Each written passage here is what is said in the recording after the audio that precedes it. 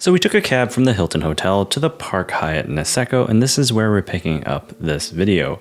If you haven't seen my review of the Hilton Niseko, I'll link it down in the description. As we pull into the picturesque quiet driveway with the mountain peaking behind the hotel and the sound of the creek running in the background, you know this is going to be a luxurious experience. We were greeted by the staff that took our luggage, and walking to the lobby felt like entering a museum. With its super high ceilings, a cozy fireplace, and strategically placed trees that accentuate the natural surroundings of the hotel. The lobby had a modern and clean feel, and the floor-to-ceiling windows offered views of the snow-covered mountains, and it's quite the difference from the hotel we just came from. Since we arrived early for check-in, they gave us our keys for the ski lockers and provided a property map for the hotel layout while they still prepared our room. Downstairs from the lobby, that's where you'll find the snow equipment rentals. It's super nice that you don't have to go anywhere else to go rent gear, and so they have everything for you, including jackets, snow pants, and skis and snowboards as well. You can also buy your lift ticket downstairs as well. Right next to the equipment rental are the ski lockers. Each room is assigned the ski lockers with plenty of space for multiple set of skis and snowboards, and the boot hooks allows your boots to air out and dry out overnight. Grab your skis or snowboard, walk out the back door, and you'll be right on the slopes. Well, kind of. It's like a short walk or a ski over to the Hanazono ski resort. The Niseko mountain has 4 resorts or bases. Hanazono is the newest, and this is where the Park Hyatt is located. The Hanazono Resort is equipped with some of the newest technology, including a 6-seater covered and heated lift and a covered gondola as well. The gondola takes you up to some easy green runs, while the 6-seater lift takes you to the middle of the mountain, where you can have the option to take other lifts for more difficult black diamond-like runs or continue down the mountain for more intermediate blue-ish type runs. Near the lift, there's a cafeteria that serves up Western and Japanese food at a reasonable price, and on one of the days I had the snow crab ramen, which was amazing for the price, and the curry rice was also good as well. Another awesome thing about the Hanazono side of the resort is that they offer night skiing. During the night ski, only the gondola is open, but it's still a lot of fun and a great way to get some extra few runs in after dinner. Speaking of dinner, we had dinner at the hotel on 2 nights. One time at the Japanese restaurant and another time at the Italian restaurant. Both were great, although they were a bit overpriced because they were hotel restaurants. There are no other food options in the area since Hanazono is one of the newest areas without any other restaurants other than the hotel restaurants. So if you want more food options, you have to take the Hanazono shuttle, which is free and it takes you over to Hirafu. There's also the Park Hyatt shuttle that runs a bit later into the night as well, and that's also complimentary. Both shuttles are easy to use, and it's how we got back and forth between the Park Hyatt and Hirafu. The ride takes about 20 minutes each way, and you'll find a lot more food options in Hirafu. As for breakfast, it's spread across multiple rooms and offers a variety of options including Western and Asian food options. Breakfast is complimentary for Globalist members, but chargeable if it's not included with your room. There's also a small sushi restaurant called Sushi Mitsukawa. The owner of the sushi restaurant is a Michelin-starred chef, and it showcases a selection of Kanazawa-influenced sushi and omakase style. It's hard to make a reservation since there's only like 8 to 10 seats, so make sure you book well in advance, and we were lucky enough to score a lunchtime reservation on the day of our departure. Additionally, there's a small bakery counter that serves pastries from Pierre, Herme, a world-renowned French bakery that also supplies treats for the afternoon tea. The afternoon tea is a winter-themed afternoon tea. It's a little expensive, and it takes like 2 to 3 hours to get through the afternoon tea, but it's a good way to warm up and relax after hitting the slopes all day. Now let's talk about the rooms. The rooms at the Park Hyatt Hanazono are huge, especially for Asia or Japan.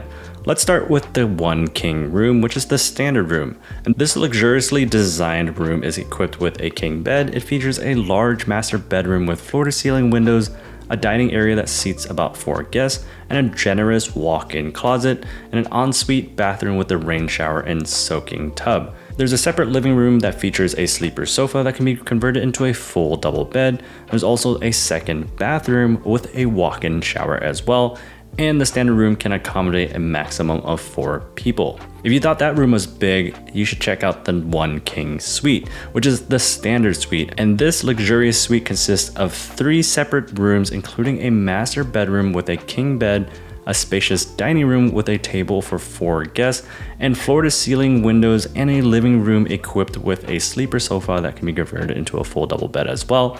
making this suite flexible for up to 4 guests. Connected to the master bedroom is a generous walk-in closet and an ensuite bathroom with a rain shower and soaking tub. Unfortunately, we didn't get a mountain room view, but the view was still pretty cool. But needless to say, the room was huge. Guests are given a ski essential kit, which includes a big microfiber cloth with the resort map on it and some locally made drinks and an energy bar. I must have to say though, these rooms are some of the most impressive I've seen at any of the Hyatt hotels I've stayed at. As for hotel amenities, the gym is well equipped with free weights, treadmills, and all the typical gym equipment. And the pool is indoors and features a big lap pool with 5 or 6 hot tubs that face the mountain. Although there isn't much to see because it's covered with snow, it's still really cool. There's a lot of natural light and it's very picturesque and relaxing, especially after a day of hitting the slopes. Additionally, there are gender separated onsens, which are traditional Japanese hot baths. I didn't use them personally, but Tiffany did and she said they're really nice. So that's a quick overview of the Park Hyatt Hanazono. In the next part, I'll discuss how I booked the hotel with my points and I'll share my overall thoughts.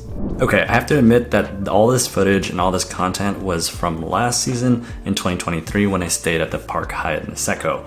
I'm just kind of behind on content. I still dream about going back to the Park Hyatt Niseko and going snowboarding in Niseko again. We won't be able to make it happen this year in 2024, but maybe in 2025. With that said, obviously we enjoyed our experience when we stayed there at the Park Hyatt Niseko, so much that we want to come back. It's a lot of points. Now if you book it, it's a category 8. When I booked it, it was a category 7, but now bumped up in category, so it's much more points. During off-peak season, it's 35,000 points. During standard, it's 40,000 points.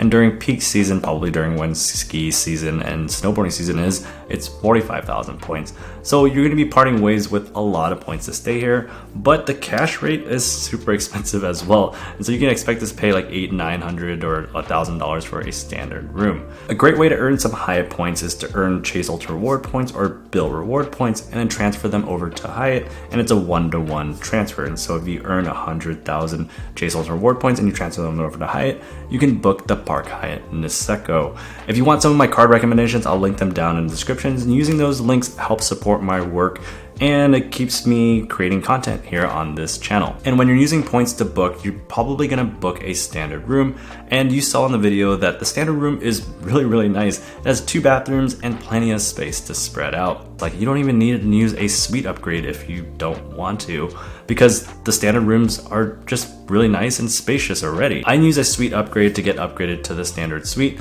which include the dining room and the separate living room and the bedroom, but I don't think it's completely necessary. I think you can just stick with the standard suite and you should be good to go. The ski in and ski out aspects of the Park Hyatt Niseko is super nice. You just have to ski over or like a short walk over to the resort and hop on one of those lifts. And when we were there in late February, there were really no lift lines at all. I'm not sure what's gonna be like this season. It seems like Niseko has gotten really popular. I've seen a lot more Instagram posts about it. Maybe it has to do with my Instagram post about the Park Hyatt Niseko that went kind of viral. But overall, the snowboarding on the mountain was a good experience for my wife and I. We're not that great of snowboarders. We're looking for anything that's too challenging or anything like that. We're just looking to cruise around and have some fun. The only challenge I see is that there are not many dining options around or near the Park Hyatt Niseko. So you're kind of like isolated at the hotel and you have to dine at the restaurants at the hotel, or you can take the shuttle over to Hirafu, which is like a 15-20 minute shuttle ride. And the Park Hyatt does offer a free shuttle late into the night. So you have multiple options to get over to Hirafu, which is the other part of the mountain where there's a lot more restaurants and dining options, but it can take some time going back and forth and you have to time it correctly to catch the shuttle. That's a challenge for all of Niseko, is that there are the 4 resorts and Hirafu is like kind of like the main city center. So they're all kind of spread apart and you have to take shuttles and buses in between. You can rent a car, but I don't know, it's like, driving in Japan, it's the opposite side, as well as the wheel tends to be on the opposite side, I think, and the snow and stuff like that. I wouldn't be comfortable driving a car, but some people might.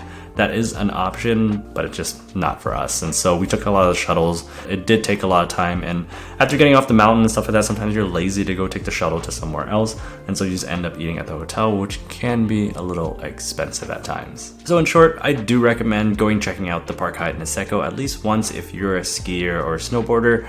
It's a great experience. I love Japan and I'd go to Japan any chance I get, and combining that with snowboarding and a luxurious hotel experience that's a ski in, ski out, it's hard to beat. Even though it's a lot of points, it might be worth it. It's kind of like a bucket list sort of hotel that you need to check out. I'll link a couple videos over here, especially the video review of the Hilton Niseko, and then another Japan vlog as well if you're interested in watching that. Thanks for watching this far. Comment below if you have any questions. Happy to help out if anybody's heading over to Niseko this season. And remember to hit the like and subscribe button down below, and I'll see you guys in the next one.